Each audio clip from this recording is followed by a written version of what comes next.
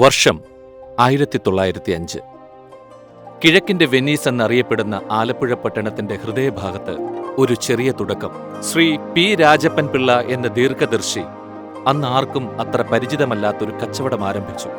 AVJ emporium എന്ന് നാമകരണം ചെയ്യപ്പെട്ട ആ കച്ചവട സ്ഥാപനം ആലപ്പുഴയിലെ ജനങ്ങളുടെ സ്വപ്നങ്ങൾക്ക് സ്വർണ്ണ നിറമേകി. ആലപ്പുഴയുടെ പൈതൃകത്തിന്റെയും സംസ്കാരത്തിന്റെയും മൂല്യങ്ങൾ ഉയർത്തിപ്പിടിച്ച് ആലപ്പുഴക്കാരുടെ ഹൃദയമിടിപ്പായി AVJ എംപോറിയം നിലനിന്നു.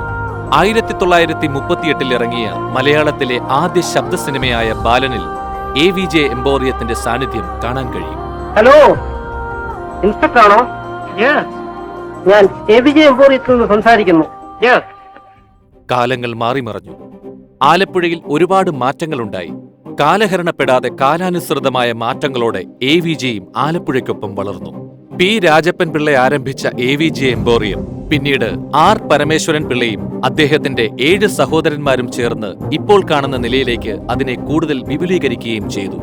30 വർഷം മുൻപ് R പരമേശ്വരൻ പിള്ള കട നവീകരിച്ചപ്പോൾ ഉദ്ഘാടനം നിർവഹിച്ചത് അന്നത്തെ പ്രശസ്ത സിനിമാ താരം ഗൗതമിയാണ്.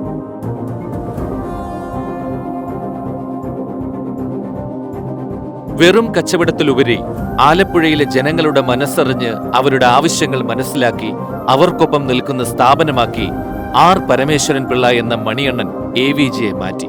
ഇന്ന് 4ാം തലമുറയിലെ അംഗങ്ങളായ P Rajammal, P Rajappan Pillai, P Balan എന്നിവർ നേതൃത്വം നൽകുമ്പോഴും ആർഭാടങ്ങൾക്കപ്പുറം AVJയുടെ മൂല്യങ്ങൾ ഉയർത്തിപ്പിടിക്കാൻ മറക്കുന്നില്ല.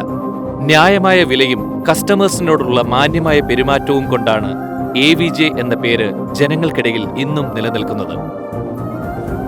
2025 ഓഗസ്റ്റ് 21 വ്യാഴാഴ്ച പി ബാലൻ എന്ന 4ാം തലമുറക്കാരന്റെ നേതൃത്വത്തിൽ AVJ എംപോറിയത്തിന്റെ നവീകരിച്ച ഷോറൂം AVJ ഗോൾഡൻ ഡയമണ്ട്സ് എന്ന പേരിൽ പുതിയ കാലത്തിന്റെ മാറ്റങ്ങൾ ഉൾക്കൊണ്ടുകൊണ്ട് മാറ്റത്തിന്റെ പുതിയ മുഖമായി നിങ്ങളുടെ മുന്നിലേക്ക് എത്തുന്നു.